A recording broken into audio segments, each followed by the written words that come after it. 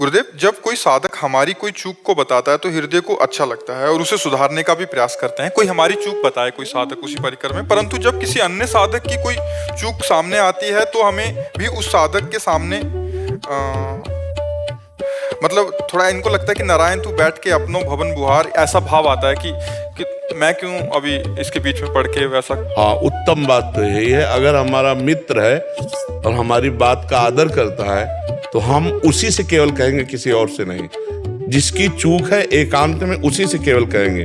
उसकी चूक किसी और से कह देना निंदा हो जाएगी, और उसी से एकांत में मिलकर हम कह सकते हैं कि वैसे बुरा मत मानिएगा, हम आपका दोष दर्शन नहीं कर रहे, पर आप हमारे मित्र हैं, इसलिए हमारे मन में ऐसी प्रेरणा आती कि जो संतों से सुना है वो आपको बता दें कि इस समय आप ये गलत कर रहे हो, अगर सुधार कर लो तो आपका मंगल हो जाए।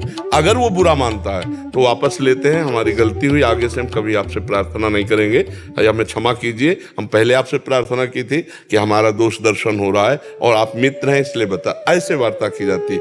अगर उसकी किसी दूसरे से वार्ता कर दी तो वो निंदा हो जाएगी और वो आपके लिए हानिकारक हो जाएगी, परमार्थ में बाधा खड़ी हो जाएगी। कोशिश करें कि अपने जो प्रियजन हैं, अपने जो भगवत मार्ग के जन हैं, अगर उनमें कोई दोष दर्शन होता है तो पर्सनल एकांत में ये समझते हुए कि ये हमारी बात को मानेंगे या क्रोध करके वो और अपने को बिगाड़ लेंगे। यदि और बिगाड़ने वाला स्वभाव आपको पता है तो मत बोलिएगा, क्योंकि फिर वो आपसे द्वेष करने लगेंगे कि तो निंदा करते हैं, तो बड़े अपने को भगत मानते हैं, वो द्वेष करने लगेंगे। अगर भी नहीं है तो फिर बता देना चाहिए, और केवल उसी से बताना चाहिए।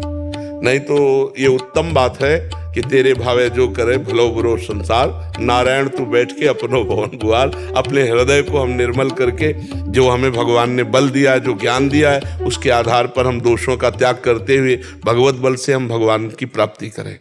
हम दूसरों की तरफ ना देखें, पर यदि हमें दिखाई देता है और हमारा मित्र है तो फिर मित्र का कर्तव्य होता है कुपथ निवारी सुपंथ चलावा, कुपंथ से हटाकर सुपंथ में चलाना। पर यदि वो द्वेष मानने लगे तो वहां भी वापस प्रणाम करके वापस हो जाना चाहिए, और कभी दोबारा उसको संकेत भी नहीं करना चाहिए, अपनी ग्रीवा झुकाकर काम चलाना चाहिए।